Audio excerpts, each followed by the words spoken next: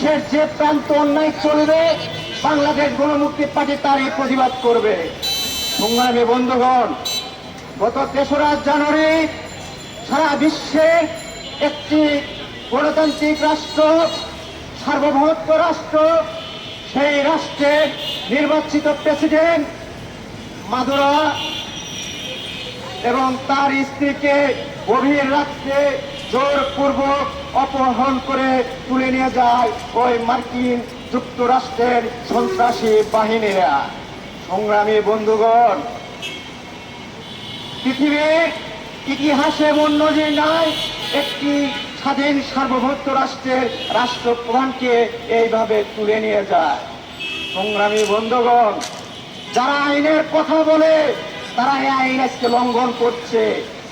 সংগ্রামী বন্ধুগণ, জাতীয় সংঘের সনদের স্বাক্ষরের নীতি এবং মূলধারার মূল নীতি তারা চরম লঙ্ঘন করেছে।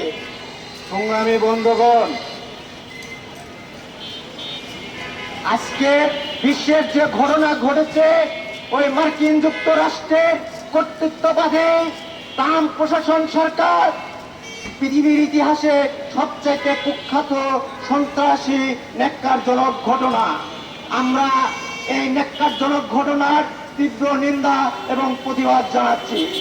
সংগ্রামী বন্ধুগণ, সেই সঙ্গে ওই মাদুরো এবং তার স্ত্রীর মুক্তি দাবি জানাচ্ছি। সংগ্রামী বন্ধুগণ, আমেরিকার পতন অতি নিকটে। সারা পৃথিবীর মুসলিম মানুষ যখন এক দ্বারা কাতারে দাঁড়িয়ে তখন আমেরিকার পালানোর জায়গা থাকবে না। সংগ্রামী বন্ধুগণ, বাংলাদেশ গণমুক্তি পার্টি আজকের এই গণবিক্ষোভ সমাবেশ থেকে আহ্বান করছে সারা পৃথিবীর সকল মুসলিম জাতিকে আমরা ঐক্যবদ্ধ হওয়ার আহ্বান করছি। তাদের বিরুদ্ধে এই কর্তৃত্ববাদী সাম্রাজ্যবাদী পশ্চিমা সাম্রাজ্যবাদীদের বিরুদ্ধে। সংগ্রামী বন্ধুরা, আজকে সারা বিশ্বে অস্ত্র ব্যবসার নাম করে তারা সারা পৃথিবী অস্থিতিশীল তৈরি করে রাখছে। 1980 সাল থেকে এই যুক্তরাষ্ট্র যুদ্ধবাদ নীতি গ্রহণ করে সারা বিশ্বে একটা অস্থিতিশীল ব্যবস্থা তৈরি করে রাখছে। সংগ্রামী বন্ধুগণ, ইরাকের সাদ্দাম হোসেন লিবিয়ার কর্নেল গাদ্দাফিকে হত্যা করে এরপর সিরিয়ার আল আসাদকে ক্ষমতাচ্যুত করে তাকে রাশিয়া পাঠিয়েছে। এর মূল কারণ ওই মধ্যপ্রাচ্যের তেল সম্পদ লুটপাট করার জন্য।